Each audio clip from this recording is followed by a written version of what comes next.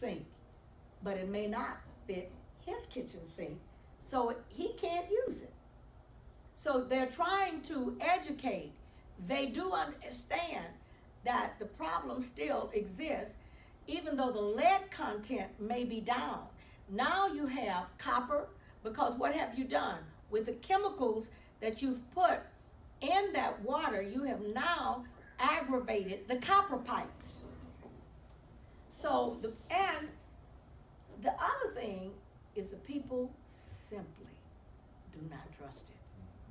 Now, why don't they trust it? We see people come through that look like they have leprosy.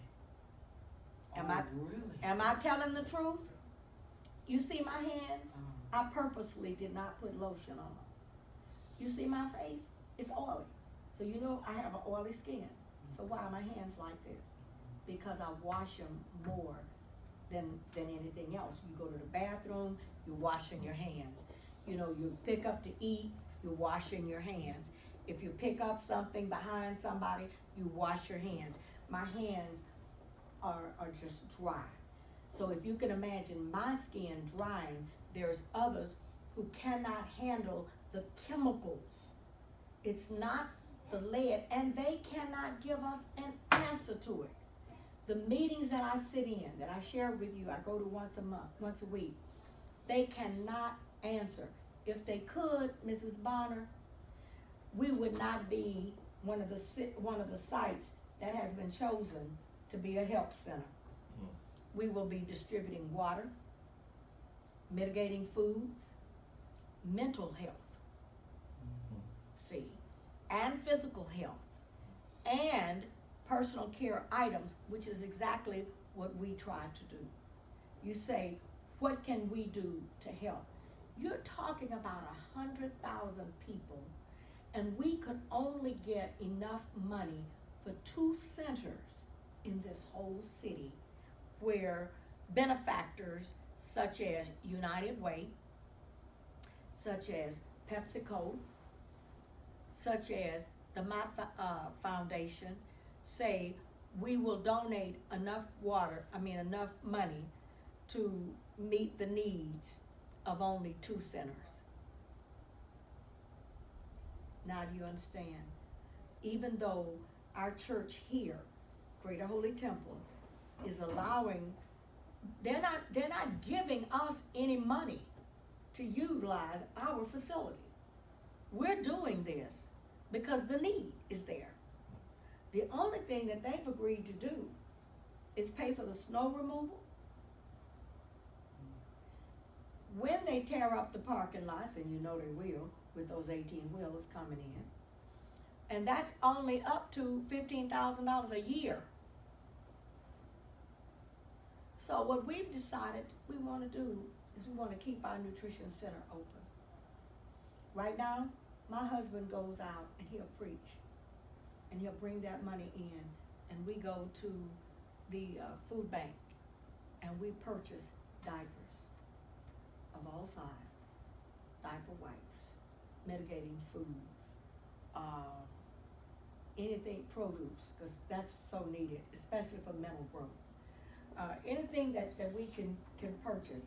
And water, we're at the mercy of the state now. That scares the bejesus out of me. Because it makes me think of 1984. If you don't do what I tell you to do, I'm going to withhold your water. Bishop Jones says, properly trained, a man can live up under the water for 5 minutes, but he can't live a second without hope. You take the fact away from me that I may not get water if I don't take the mark of the beast.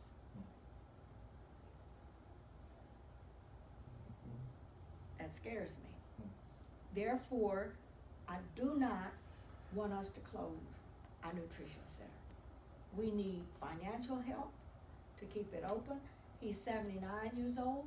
I don't know how long he's going to be able to continue to go out and preach, and he has been so gracious, because I work for I'm the vice president of marketing for the Church of God in Christ. And he has allowed me to take my income and handle the logistics portion. You can only ask people for so long to volunteer. After that, you've got to be able to say, here, thank you for doing this. I appreciate you doing that. Jamel, our media person, has just come out. He's always there.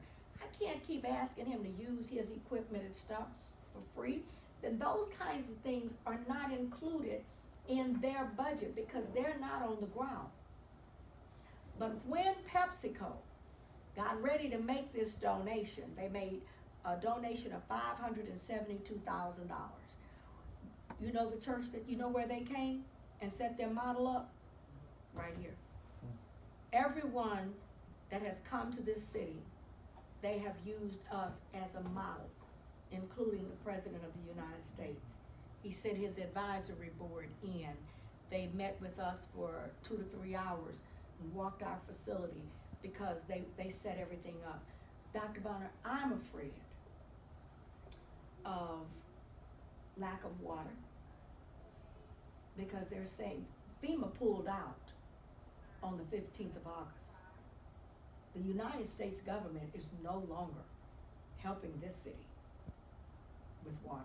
And why? Dr. Bonner, you answer that one for me. I can't. I really don't have a good answer for you. They've moved on. And now the state is saying, well, once we have gone into every house and have educated you on how to use a filter, what the filters are for, then we can't continue to pay for water at this rate either. So we're only really looking at them maintaining this no more than 6 to 8 months. But however, they have admitted that children that were born in 2014 will be suffering with this problem for the next 20 years.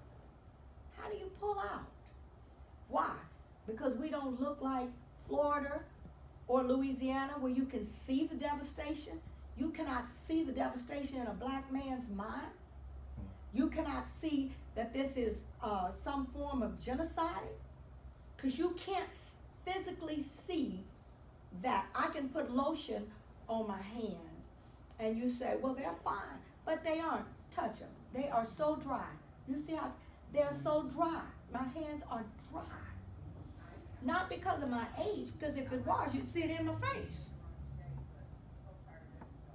So what happens then to that child who was 6 years old in 2014? You understand? Because they're saying that they are put so much money in for mental health and physical health for children who were 6 years old. But the damage is done. So I want to keep my center where I can continue to make sure that people can get water.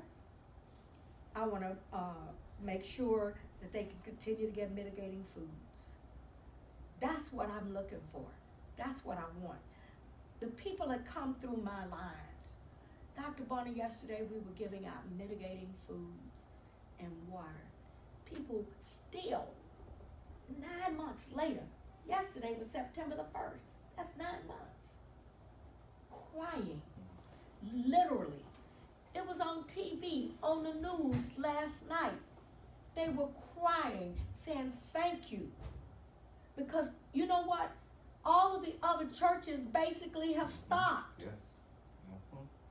We're the only one that's still giving out 6 days a week.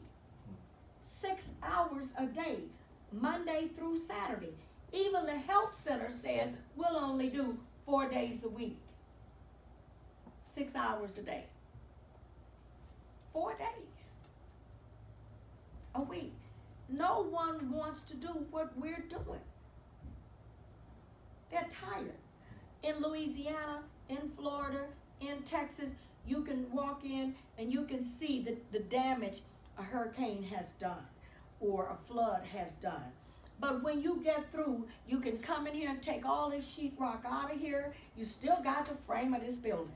And all you got to do is put up more sheetrock, buy more furniture, and you can move back into your residence. Some can, some can't. We understand that. But I'm saying, can you put a price on a man's mind? You can't rebuild that if you don't give them the proper nutrition. They need to know that they have good water. They need to know that they can have mitigating foods. And I'm telling you what scares me. I do not want these children on all of these different kind of drugs because somebody says they were lead poison. So now what do you have? A bunch of zombies running around on prescription drugs because they say they will have, what is it, ADHD. God, that's a lie.